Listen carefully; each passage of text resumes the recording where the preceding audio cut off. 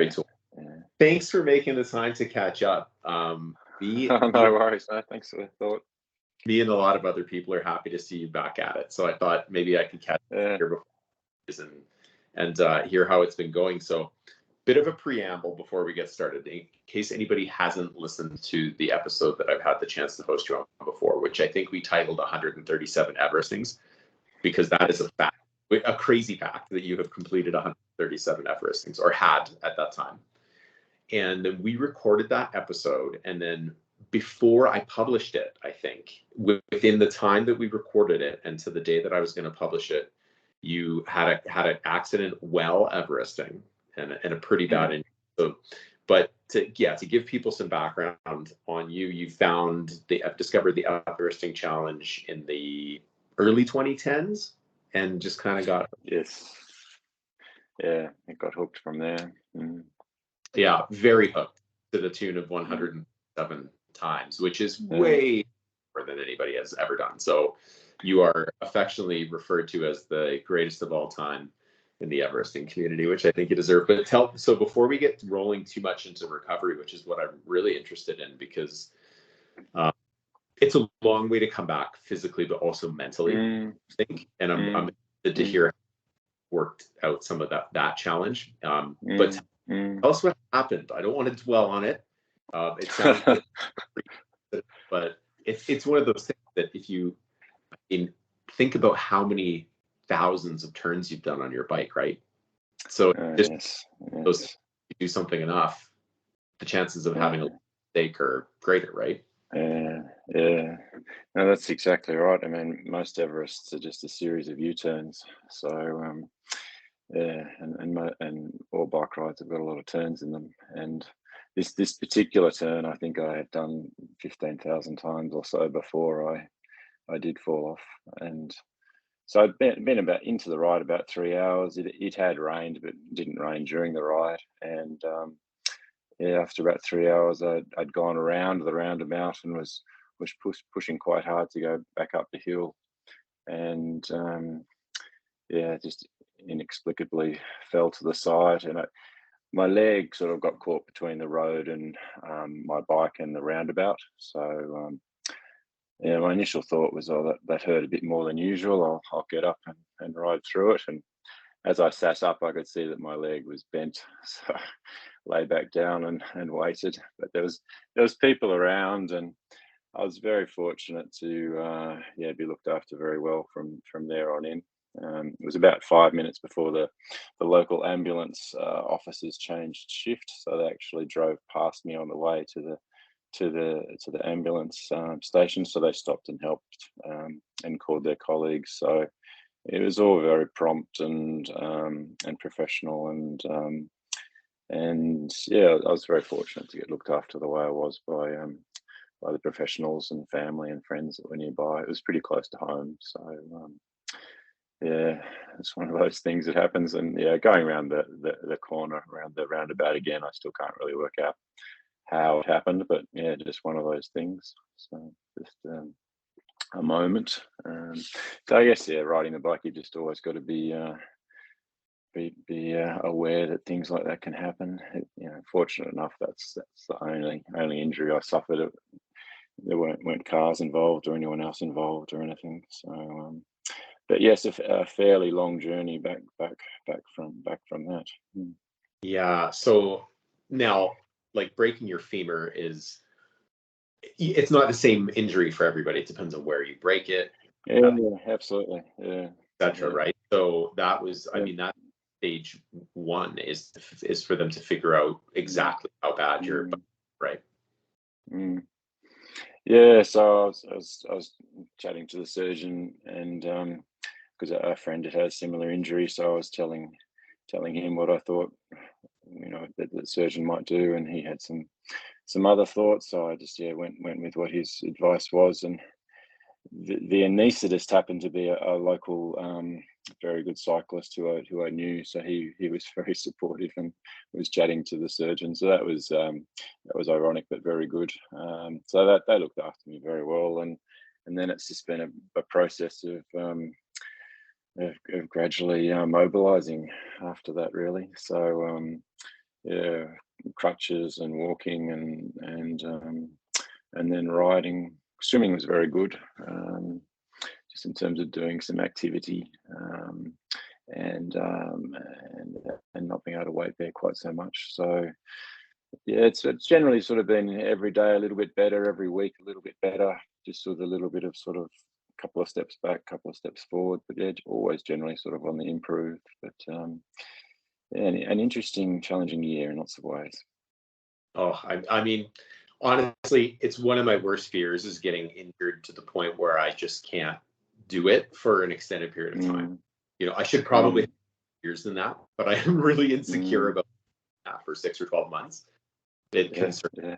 I'm sure that your challenge with that is probably even greater than mine, considering some of the volume you've put, right? And what a piece of it's become of your life. So that sort of taken away is tough, and to know that it's not just like a break from it, but I would feel really frantically trying to cling on to whatever the degree of fitness that I could keep through it. And that you can't keep it all, but within almost time, and I follow you on Strava, and there's suddenly these like rowing activities showing up. Like, you got after it pretty fast? Like, how quickly did they clear you for some activity? Yeah, the rowing was great. I think it was about 6 weeks until I could put some weight on it, and then yeah, he was very happy with how it looked at that point. So he said, just do what you can. So yeah, sort of. It was extremely wet back then, so I was just walking around the block on crutches in raincoats, and it must have been a pretty funny sight for the locals and the neighbours. But then yeah, swimming, rowing, and Zwifting was great. Yeah, I think my first bike ride was on the mountain bike, very gingerly, and just on the and yeah, just sort of just gradually crept forward from there. But yeah, just regular exercises and gym work to supplement everything. Having a lot of time before I went back to work helped. Sort of meshing physio and exercise back into work was probably the biggest challenge of the year, really. Right, because prior to that, you felt like rehabbing it was your full-time job. Yeah, absolutely. I was just, I guess, wake up, just rehab all day long, and then I got to the point where, the work were very supportive. They say, look, don't come back. I said, look, I've done a half Everest. I've got to come back to work. If I can do that, surely I can go back to work. I couldn't stay away. So they're extremely supportive and generous, and so I think I went back half time for a couple of weeks, and then full time for a couple of weeks. It was okay. So yeah, but the bike's a really good way to build strength, and swimming was a good way to stay fit, sort of leading up to that. And was your break closer to the knee or closer to the hip? Yeah, closer to the knee. So yeah, bottom third. So they put a plate on the outside of the femur, and some screws to hold the fracture in place, and that's all knitted together quite well. So yeah, the hip's okay, the knee's okay. It was just the bone in between, unfortunately. Yeah, but that's hopefully good, right? They can't. Yeah, that's right. Problem in the joint, but yeah, I've got a few friends who have broken femurs, and it's there's a lot of different ways to fix them. I think one he's a rod, because it was closer to his knee, rod through his femur, I think permanent. Yep. So, yeah, I think that's usually permanent. Yeah. The plate potentially might come out next year. I'll just see how scans go and appointments go and things. Yeah. Wild. So at what point, how challenging has it been mentally compared to physically, or are they different challenges? Yeah, I think the physical challenge, like the body can either do the step or do the exercise or push the pedal, or it can't. Like, I think physical kind of just it's either on or off. But yeah, mentally it's been quite interesting. I think I can remember walking on the crutches to the bottom of the Florence where the accident happened, and just looking at the bit of road, going, "Oh, I can't believe I fell over here. I just can't believe this happened." And yeah, it's just yeah, it's just one of those things. I think, like most things, mentally, you gradually sort of work out how it happened, how you're going to process it, how you're going to yeah, park that and move on.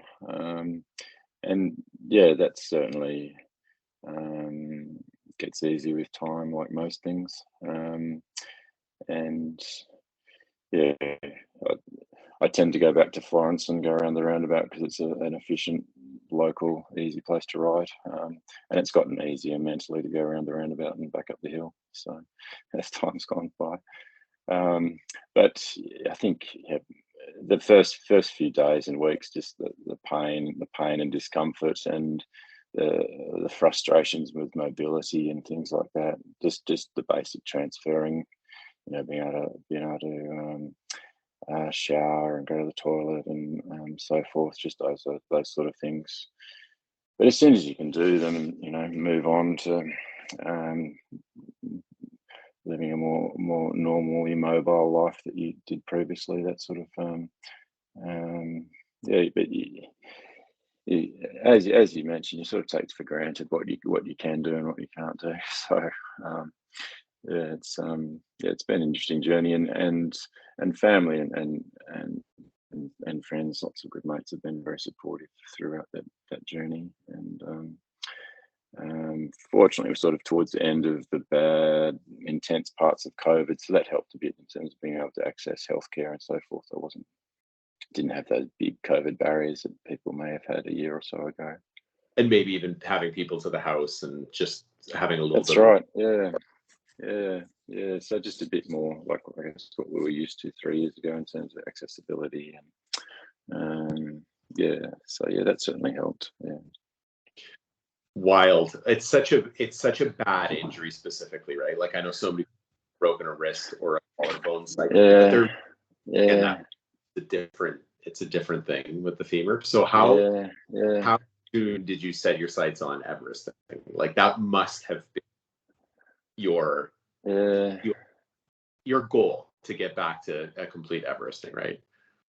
Yeah. No, I think that was always the aim. At various times, I wasn't sure that was going to be possible. I thought at one stage I won't be able to go back on the road. I'll be Zwifting for my riding future. But yeah, the strength got a bit better, and got a bit more robust, mobilizing, walking, and going on the bike. And yeah, just a long ride, and just being able to stay on the bike for that long and do an Everest is yeah, it's like a month ago when I was able to do that. It was a very sort of it's just sort of a satisfying thing to be able to say, look, I can not so much tick that box, but it sort of shows me where I am in terms of my recovery and getting back to where I was. You know, like they say, the leg strength's 80% at the moment compared to the other side, but you know, what does that mean? What can I do with that? So is that your perceived output, or do you actually have dual-sided power? Yeah, no, the dual-sided thing's been very interesting. That I think when I got onto Zwift to start with, it was 3465, and it's great. So that was like, you know, 6 months ago, and it's gradually every month sort of gotten better. And it's like 49, 51, 50, 50, 48. Yeah, so it's pretty much the same now.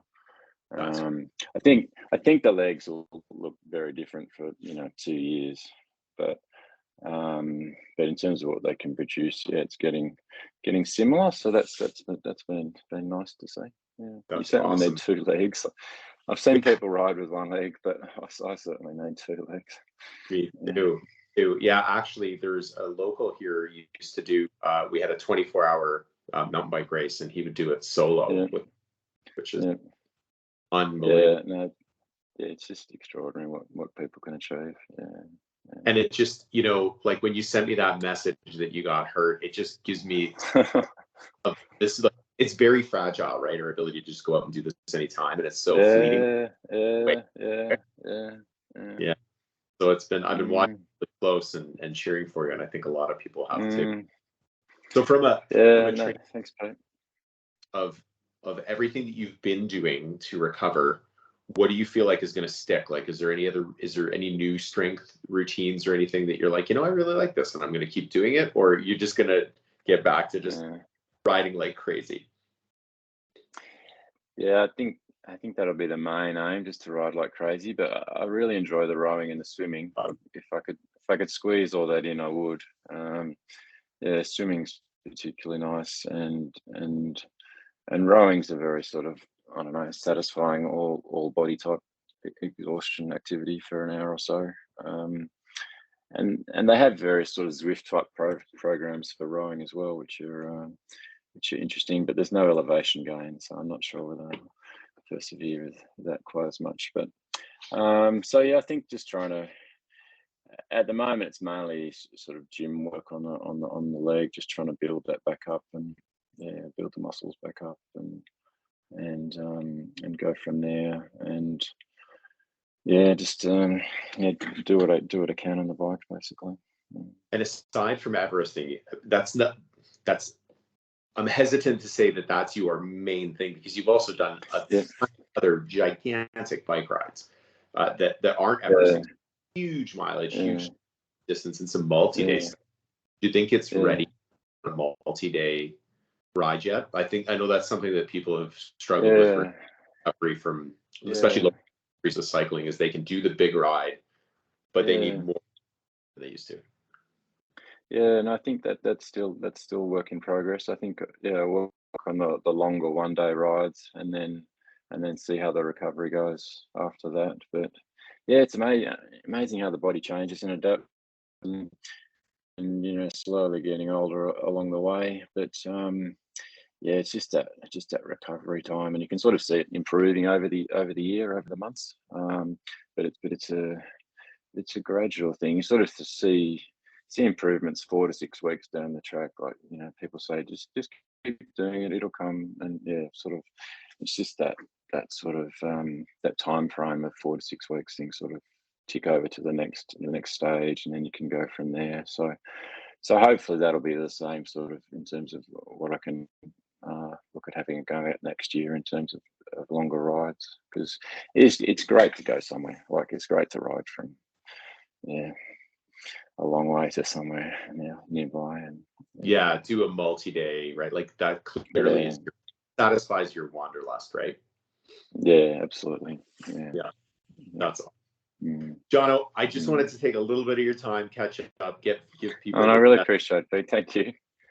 It's I'm super stoked to see that you're back at it. So we'll be looking. There's probably a bunch of Everests coming in 2023. So see what I can do. Thanks so much. I really appreciate your support and everyone's support online. It's been great. Thank you. That is awesome. Thanks very much, Pete. Reach out to Jono and send him some love. Thanks for catching up. Merry Christmas. Yeah, no worries. Appreciate it. Take care.